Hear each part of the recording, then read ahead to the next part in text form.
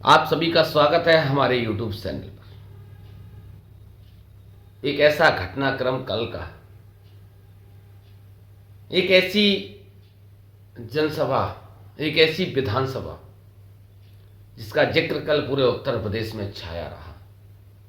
और उसका कारण रहा कि कल उत्तर प्रदेश के मुखिया योगी आदित्यनाथ, नेता प्रतिपक्ष रहे समाजवादी पार्टी के मुख्य विपक्षी पार्टी के गढ़ में थे, जहां से अखिलेश यादव विधायक हुए हैं। अखिलेश यादव के इस्तीफा देने के बाद चूंकि अब वो कन्नौज से सांसद हैं, सीट खाली हो गई है और उत्तर प्रदेश में 10 सीटों पर लगभग चुनाव है। लेकिन सबसे हाईलाइटेड सीट, सबसे चर्चित सीट करहेल की और अयोध्या की। ये 2 सीटें ऐसी हैं जिन 2 सीटों की वजह से उत्तर प्रदेश के मुखिया की रातों की नींद हराम हो गई।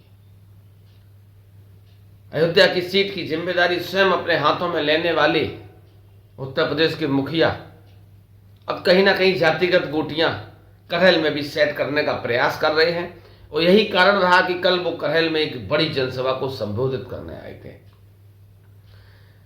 जिस तरीके से आपने देखा था कि 2022 के विधानसभा चुनाव में भारतीय जनता पार्टी ने आगरा के सांसद एसपी सिंह बघेल को चुनावी मैदान में उतारा था और उन्हीं एसपी सिंह बघेल के चेहरे पर पूरे उत्तर प्रदेश के पाल समाज का वोट अपने पाली में करने में कामयाब रही थी।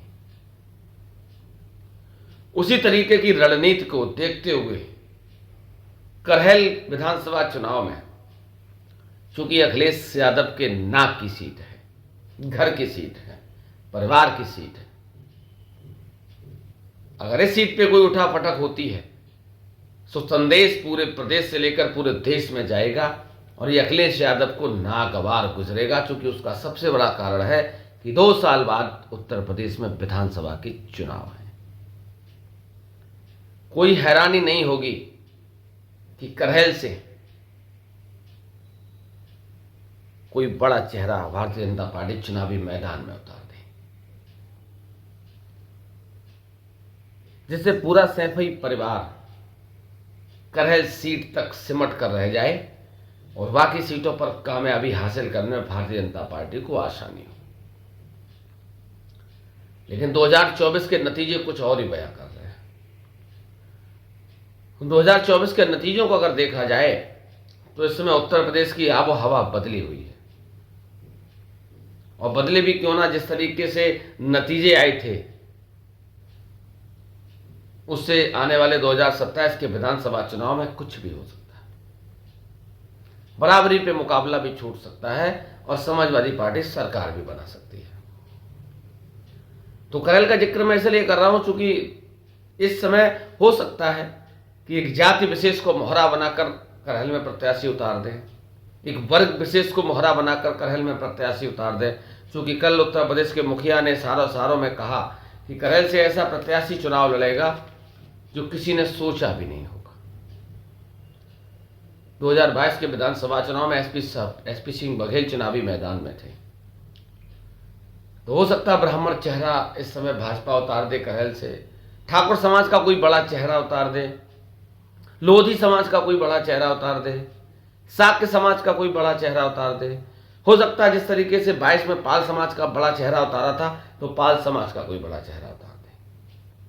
उससे पूरे प्रदेश में एक संदेश देने का प्रयास रहेगा भाजपा का कि हम आपकी जाति के सबसे बड़े हमदर्द हैं। चूंकि सैफई कुनबे के सामने हमने आपकी समाज के व्यक्ति को चुनावी मैदान में मौका दिया